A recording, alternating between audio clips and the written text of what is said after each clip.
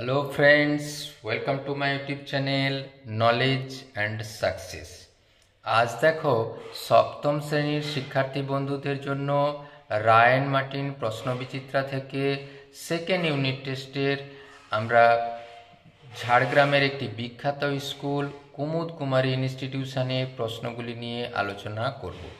প্রশ্নগুলি ভীষণই গুরুত্বপূর্ণ, পরীক্ষার পড়ার উপযুক্ত, তাই সম্পূর্ণ ভিডিও খুঁটিয়ে খুঁটিয়ে দেখার অনুরোধ রাখলাম। চ্যানেলের কন্টেন্ট যদি ভালো লেগে থাকে চ্যানেলটি সাবস্ক্রাইব করে পাশে থাকার অনুরোধ রাখলাম। তাহলে আমরা মডেল কোশ্চেন পেপার 11 অর্থাৎ ঝাড়গ্রাম কুমুদ কুমারী ইনস্টিটিউশনের কোশ্চেনগুলো দেখলাম। এবার দেখো 0.997 এই 2 এর 2 দশমিক স্থান পর্যন্ত আসন্ন মান কত।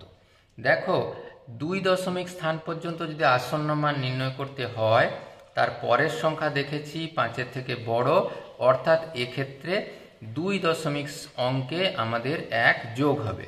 ঠিক দেখো 2 দশমিক অঙ্কে 1 যোগ হওয়ার পরে কি পরিণত হয়েছে, 9-একে 10, 9-একে 10 আর 1।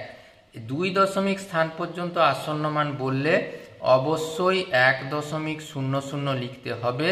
কেউ যদি শুধু 1 লিখে দাও তাহলে কিন্তু সেটা ভুল হবে।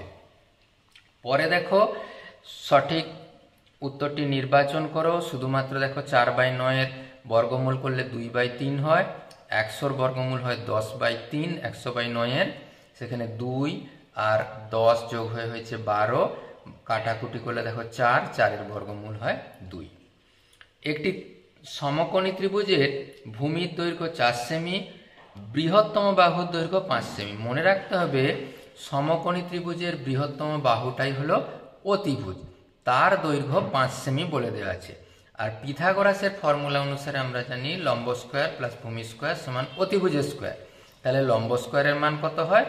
অতিভুজের স্কোয়ার মাইনাস ভূমি স্কোয়ার। অতিভুজের মান দেওয়া আছে 5, তাহলে 5-এর স্কোয়ার মাইনাস ভূমির মান দেওয়া আছে 4, মানে 4-এর স্কোয়ার, মানে 25 মাইনাস 16। 5-এর হোল স্কোয়ার 25, 4-এর হোল স্কোয়ার 16, অর্থাৎ 9। লম্বের মান কত হবে? √9 মানে 3 সেমি। 4-এর প্রবলেম দেখো, একটি বর্গক্ষেত্রের ক্ষেত্রফল a² - 2ab + b² বর্গ সেমি হলে তার পরিসীমা।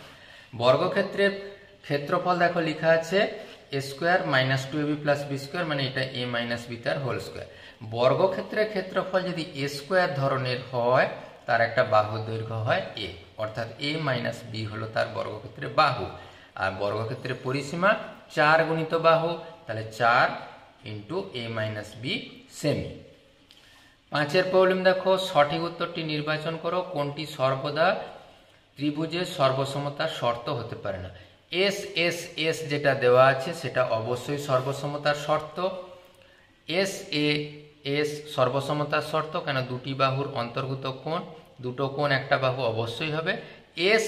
এ কখনো সর্বসমতার শর্ত হতে পারে না। 2-এর দাগের প্রবলেম দেখো, এক্স কে দুটি বর্গের অন্তররূপে প্রকাশ করো। এক্স কে আমরা লিখতে পারি এক্স গুণিত এ, অর্থাৎ এটা এ বির ফর্ম। এ বির সূত্র হয় a + b/2 তার হোল স্কোয়ার, a - b/2 তার হোল স্কোয়ার, অর্থাৎ এটাও একটা বর্গরাশি, এটাও একটা বর্গরাশি, অর্থাৎ দুটি বর্গের অন্তর বা বিয়োগফল রূপে লেখা সম্ভব হলো। এরপর 2-এর প্রবলেম দেখো, কে এর কোন মান বা মানগুলির জন্য x² + kx + 1/4 রাশিটি একটি পূর্ণবর্গ রাশি হবে। দেখো আমরা পুরো রাশিটাকে x² কে লিখেছি আর 1/4টাকে লিখেছি 1/2 তার হোল স্কোয়ার, প্লাস kx পড়ে আছে। এখন পুরো রাশিটা দেখো a² + b² এর মতো। এর সূত্র কি আমরা লিখতে পারি a + b তার হোল স্কোয়ার -2ab এর জায়গায় 1/2। kx তো পড়েই ছিল, অর্থাৎ রাশিটা হলো কত? x + 1/2 তার হোল স্কোয়ার। এখান থেকে দেখো x কমন নিলে হবে k - 1 × x। একইভাবে যদি সূত্রটা এমন করে লিখতাম a - b তার হোল স্কোয়ার + 2ab, সেক্ষেত্রেও দেখো পেতাম x - 1/2 তার হোল স্কোয়ার + k + 1 × x। রাশিটা যদি পূর্ণবর্গ হয় তাহলে এই রাশি আর এই রাশি থাকার দরকার নেই, অর্থাৎ k - 1 = 0, সেখান থেকে পাচ্ছি k = 1। একইভাবে k + 1 = 0, k এর মান -1। তাহলে কে এর মান কত হতো? একেবারে ছোট্ট করে লিখলে +-1। একইভাবে দেখো পরের প্রবলেম 9p² + 1/9p² রাশিটি থেকে কোন সংখ্যা বা সংখ্যাগুলি বিয়োগ করলে বিয়োগফল পূর্ণবর্গ রাশি হবে। একইভাবে কাজ করা, দেখো a² + b² এর মতো 9p² লিখতে পারি 3p তার হোল স্কোয়ার, 1/9p² লিখতে পারি 1/3p তার whole square. a² + b² a + b তার হোল স্কোয়ার -2ab। সেক্ষেত্রে পেয়েছি দেখো 3p + 1/3p তার হোল স্কোয়ার -2। একইভাবে a - b তার হোল স্কোয়ার সূত্র লিখলে 3p - 1/3p তার হোল স্কোয়ার +2। অর্থাৎ রাশিটি থেকে 2 বা -2 বিয়োগ করলে রাশিটি পূর্ণবর্গ হবে, কেন এইটা বাদ দিলেই আর রাশিটি পূর্ণবর্গ থেকে যায়। একটি ট্রেনের গতিবেগ ঘন্টায় 45 কিমি হলে মিটার/সেকেন্ড এককে ট্রেনটির গতিবেগ কত? দেখো আমরা গতিবেগ একদম 45 কিমি/ঘন্টা লিখেছি। এই কিমিটাকে 1000 দিয়ে গুণ করে মিটার আর ঘন্টাটাকে 60 × 60 সেকেন্ডে পরিণত করেছি।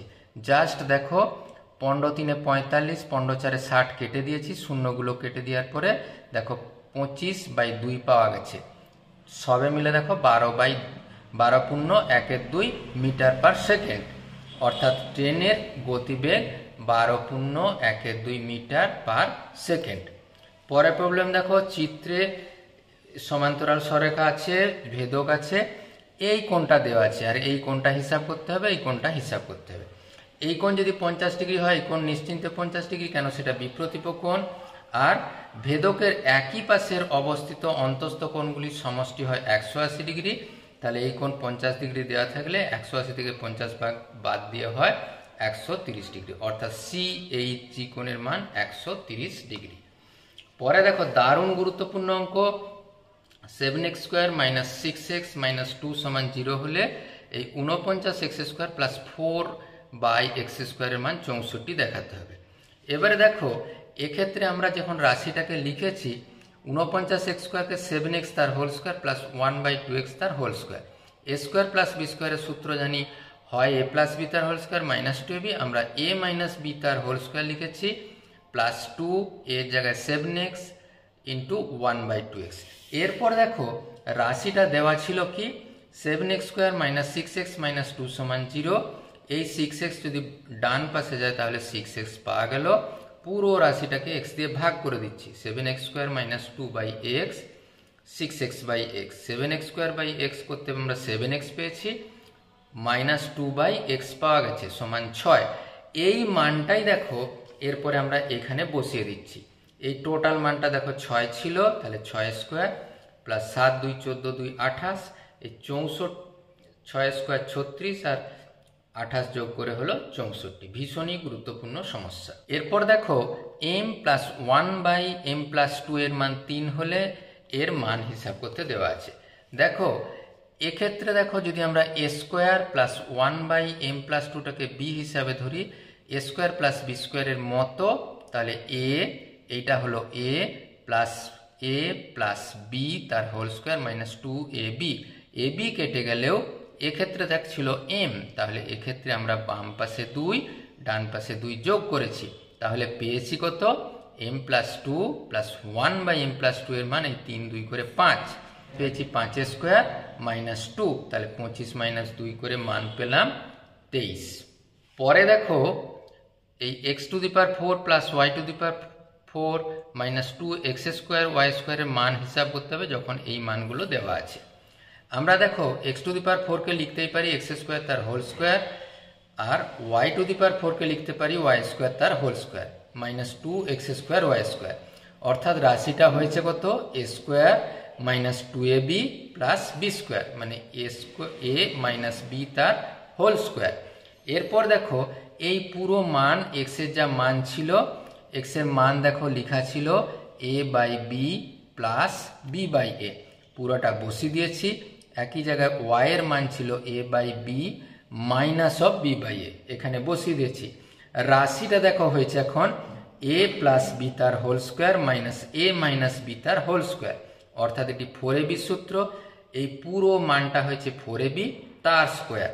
দেখো এ এ বি বি কেটে গেছে, সবাই মিলে 4, 4-এর হোল স্কোয়ার হলো 16। ভীষণই গুরুত্বপূর্ণ সমস্যা। এরপর 4-এর দাগের প্রবলেমগুলো দেখবো। সন্দীপ সাইকেলে চেপে 45 মিনিটে এক বন্ধুর বাড়ি যায়, কিন্তু ফেরার সময় সাইকেলের চাকায় হাওয়া না থাকায় ঘন্টায় 3.2 কিমি বেগে হেঁটে আসতে তার 3 ঘন্টা 45 মিনিট সময় লাগে। অর্থাৎ 3 ঘন্টা 45 মিনিট সময়ে ওই বেগে হাঁটতে যতটা দূরত্ব গেছে সেটাই হচ্ছে তার বন্ধুর বাড়ির দূরত্ব। দেখো 3 ঘন্টা 45 মিনিটকে লিখেছে 3 গুণিত 60 যোগ 45, এই ঘন্টাটাকে মিনিট করে 180 যোগ 45 করে 225 মিনিট। তাহলে সন্দীপ 60 মিনিটে যায় 3.2 কিমি। কেন ঘন্টায় গতিবেগ 3.2 কিমি বলা ছিল, 1 মিনিটে আর 225 মিনিটে। এবারে দেখো একটু করে কাটাকুটি করেছি। এইখানে 4 দিয়ে কেটেছি, 4-8 32, 4-15 60, 15-15 225, তারপরে 5-3 15, আর এখানে 4-2 8 কেটে দিয়েছি। সবে মিলে দেখো পেয়েছি 12 কিমি। এবারে সাইকেল কি হয়েছে, এই 45 মিনিটেই যাচ্ছে 12 কিমি, আর 60 মিনিটে যাচ্ছে। একটু দেখো কাটাকুটি করেছি, কেটেছি 15-3 45, 15-4 60, আর 3-4 12, 16 কিমি। অর্থাৎ সাইকেলের গতিবেগ 16 কিমি পার ঘন্টা। এরপরে দেখো আমরা 2-1-এর অথবাটা দেখব। একটি ট্রেন 8 সেকেন্ডে একটি টেলিগ্রাফ পোস্ট এবং 20 সেকেন্ডে 264 মিটার দীর্ঘ একটি সেতু অতিক্রম করতে পারে। ট্রেনটির দৈর্ঘ্য ও গতিবেগ নির্ণয় করো। আচ্ছা, টেলিগ্রাফ পোস্টকে অতিক্রম করার অর্থই হচ্ছে তার নিজের দৈর্ঘ্য অতিক্রম করা, আর সেতুকে অতিক্রম করার অর্থ হচ্ছে সেতুর দৈর্ঘ্য এবং নিজের দৈর্ঘ্য অতিক্রম করা। দেখো সেই হিসাবে আমরা লিখেছি 20 সেকেন্ডে যাচ্ছে কি নিজের দৈর্ঘ্য, আর 264 মিটার সেতুর দৈর্ঘ্য। আর 8 সেকেন্ডে যাচ্ছে কত, শুধুমাত্র নিজের দৈর্ঘ্য। বিয়োগ করে দেখো 12 সেকেন্ডে যাচ্ছে 264 মিটার সেতুর দৈর্ঘ্য। একইভাবে ট্রেনটি তাহলে 12 সেকেন্ডে যায় 264 মিটার, 1 সেকেন্ডে যায় 264/12, 8 সেকেন্ডে যায় গুণিত 8। এর কাটাকুটি করেছি, দেখো 4 দিয়ে কেটে 4-2 8, 4-3 12, 3 দিয়ে কেটে 88, গুণ করে পেয়েছি 176। অর্থাৎ 8 সেকেন্ডে যায় কি নিজের দৈর্ঘ্য, অতএব ট্রেনটির দৈর্ঘ্য 176 মিটার। আবার ট্রেনটি 12 সেকেন্ডে যায় 264 মিটার, 1 সেকেন্ডে যায় 264/12, আর 3600 সেকেন্ড মানে 1 ঘন্টায় যায়। একে দেখো 12 দিয়ে ভাগ করে নিয়েছি, 12-2 24, 12-2 24, গুণ করতে পেয়েছি দেখো 79200 মিটার। অর্থাৎ 1000 দিয়ে ভাগ করে পেয়েছি 79.2 কিমি। অর্থাৎ ট্রেনটির গতিবেগ 79.2 কিমি পার ঘন্টা। পরে দেখো করিম চাচার আয়তক্ষেত্রাকার জমির দৈর্ঘ্য প্রস্থের দুগুণ, জমির ক্ষেত্রফল 587 বর্গমিটার।